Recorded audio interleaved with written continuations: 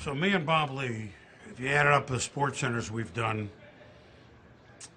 I don't know if we could add that high. Back then we did 10 shows a week, the 6 and the 11:30. He and I were just kids in 1979 when we started. We were both 24. This I want to say is mid-'80s with the old ESPN logo. Off the walls and the pictures could talk. Kids know more. I assure you, this is a treat. B, it's a first. We've worked together a lot. You've never been on Outside the Lines, and well, I finally, my career is finally made, Bob. If I'm sitting here with you on Outside the Lines. How you doing? I'm doing great. By the way, we were so much older than we're younger than that now. Exactly. In that we got a lot to talk about. We got a few minutes to talk about it. Let's talk Super Bowl week. The run-up, what the game is. Being a fan of the league, covering the league, how has this league changed in the last 3 decades? Well, I got to say, when we started, so my first Super Bowl is my 35th. So I was the 49ers first in 81. The Super Bowl was already the Super Bowl. You know, we'd already had the Steelers and the Cowboys. It was already on its way to being a national holiday.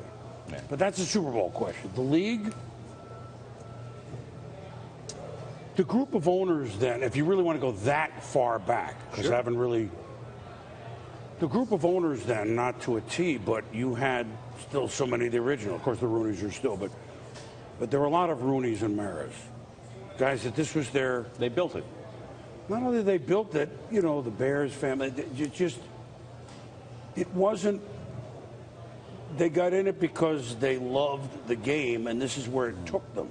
And as it was growing, this was great. I'm not saying that this makes it worse by any means now. It's different, right? But it's a totally different business, as you know. It would be a long answer, but it was, you still had, in 1981, like I say then, the guys who got in it 20, 30, 40 years ago, sportsmen. Now, all these owners are sportsmen. I don't mean to, they're just, it's different. It's corporate. The numbers are so, I remember you and I were doing a sports center together. I think it might have been 81. You remember doing a phoner with George Hallis? Yes. Absolutely. I'm interviewing George Hallis. Unbelievable. And you're interviewing George Hallis. It's the same thing I felt the day I got a chance to ask Mike Ditka, what did old man Hallis think about Lombardi? And as the words leave my mouth, I said, my God, they're paying me to ask that question. It was amazing. I want to ask you to give me a thumbnail sketch, two sentences, on the 3 commissioners of your time. All right. Pete Rozelle. About the smartest man I ever met. And again, I was young, Bob.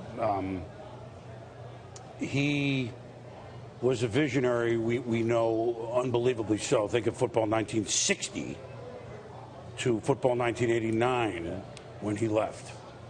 Pete just could see. It's not like he could predict everything, but he was a really good listener, like most real intelligent people are. He ruled. He ran it behind the scenes so much it wasn't like, this is what we're... He built a consensus. Oh, yeah. But he came to it from football. Remember, he was a PR man and a general manager with the Rams, the Los Angeles Rams. He was 30 when he became. Yeah. It's amazing that. But he, just an aside on me, when we get to sit that segment in the draft, sit with the sitting commissioner. Last couple of years, he was still the commissioner. Talking to George Hallis. I'm sitting alone with Pete Rozelle. Like, this is pretty cool. And he invented NFL primetime with Steve Bornstein. I give him more than 2 sentences, but I've known you for 4 years. Okay, 2 sentences. All right, never mind. Paul Tagliabue. Well, I just said Pete was so smart. Now, Paul was the ultimate listener. Paul, brilliant. Paul really cared about the game from a different angle. I think the best thing about Paul is the relationship that through him and Gene Upshaw that the players and the league had at that time. I think it was very important on moving the league from when he took over point A to point B. Critical. Some people almost would say it was almost too cozy a relationship. But they could use that now. They did business. They could use it now, Bob. Roger Goodell in a sentence. I'm a big fan. Big. Why?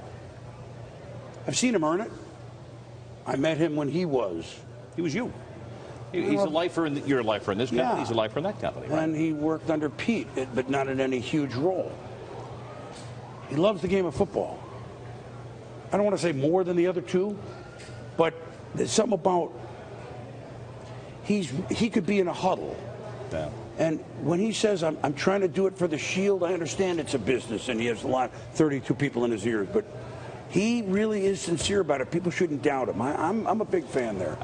You're a kid growing up. You're a Jets season ticket holder. You and your dad upstairs. Dad was a Jets season ticket holder. Well, you were I couldn't afford him then. No, certainly couldn't afford them now. Well, no, they're $8. We're doing pretty well, but $8 even a then, game, exactly. you know.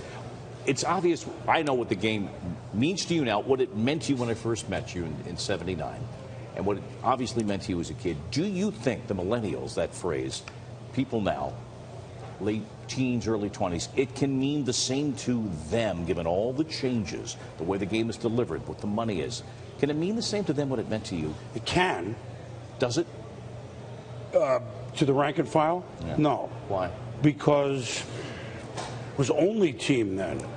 Yes, you had your favorite players. It was only team then.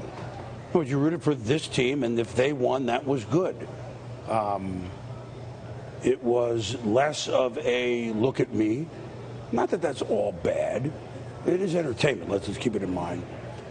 But I'm not saying fantasy football, but they're looking at individual players and statistics. And did he make a first down? Well, did the first down help you win the game? Well, that's where I'm coming from. Did the first down help you win your fantasy league?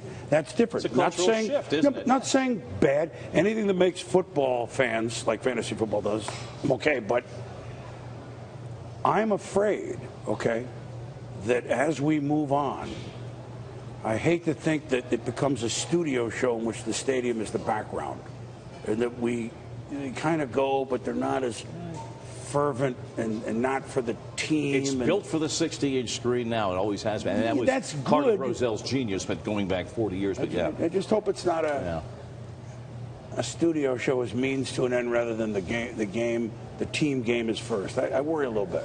As you move to a new chapter, you're not going anywhere. God bless you for that. What are you proudest of? Proudest of what all of us, yourself certainly included, but you didn't have to be there in '79, the '80s, even early '90s. We built something from, because you know as well as me, we were rebels without a clue. I say it before, we're Mercury astronauts, we're hoping to land in the ocean. I'm proud that a bunch of us, look at us. Oh my God. We're talking about without a clue. Our hair was one color. That we built something, all of us, and names that people will never know, something from nothing.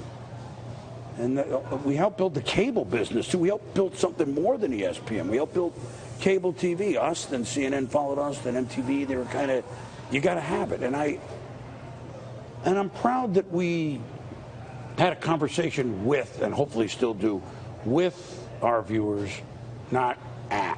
It's only a preposition. Only difference of a preposition, Bob. But we talk with, not at. I hope we did that.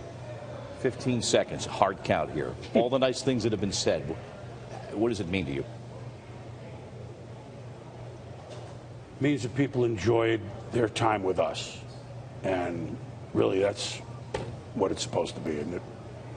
Absolutely. That was under 15. It was a first in 38 years under the count. God bless you, buddy. Love you. Thank you. I'm glad you're still there to hold the torch. Well, Okay? it's working for a living. I made my career now. I've been interviewed.